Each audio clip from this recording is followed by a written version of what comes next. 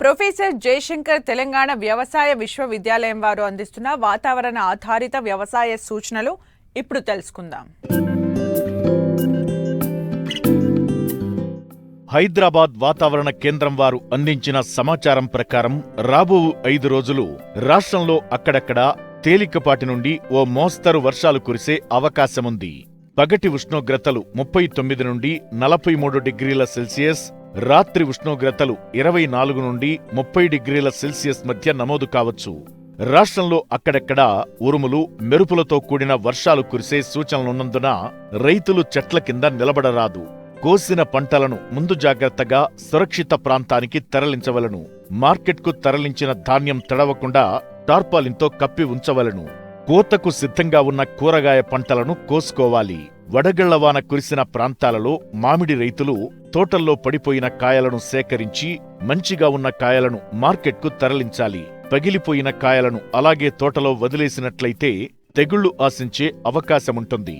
నీటి వసతి అధికంగా ఉన్న ప్రాంతాల్లో పండ్ల తోటలకు అధిక ఉష్ణోగ్రతలు తగ్గించడానికి తరచుగా నీరు ఇవ్వాలి. పండ్ల తోట 6 సంవత్సరాల కంటే ఎక్కువ వయస్సు ఉన్నట్లయితే 150 నుండి 240 లీటర్ల నీరు ఒక రోజుకి ఒక చెట్టుకి అవసరం. అవకాశం ఉన్నచోట సేంద్రియ మల్చింగ్తో పాటు బిందు సేద్యానికి ప్రాధాన్యత ఇవ్వాలి. మల్చింగ్ చేయడం వలన నేలలో తేమ ఎక్కువ కాలం నిలువ ఉండి మొక్కకు అందుబాటులో ఉంటుంది. వరిగడ్డి లేదా స్థానికంగా లభించే సేంద్రియ లేదా పాలిథిన్ షీట్లను మొక్కల మొదళ్ల చుట్టూ కప్పాలి. మామిడి తోటలో ఏప్రిల్ నుండి మే మాసంలో 1% పొటాషియం నైట్రేట్ అంటే 13,045 మందును 15 రోజుల వ్యవధిలో 2 సార్లు పిచికారీ చెయ్యాలి. కూరగాయలపై అధిక ఉష్ణోగ్రత ప్రభావం తగ్గించడానికి తరచుగా నీటి తడులు ఇవ్వాలి. బిందు సేద్యం చేసే పంటల్లో ప్రతిరోజు అరగంట ఉదయం సాయంత్రం 2 సార్లు నీటిని ఇవ్వాలి.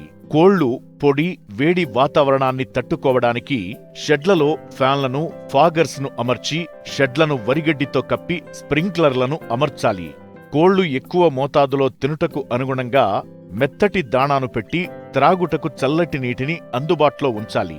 ఉష్ణోగ్రతలు క్రమంగా పెరుగుతున్న నేపథ్యంలో పశువులు, గొర్రెలు, మేకలను నీడలో ఉంచవలను. తగు విధంగా నీరు, మేతను అందించినట్లయితే పశువుల్లో అధిక ఉష్ణోగ్రతల వలన కలిగే ఒత్తిడి తగ్గుతుంది.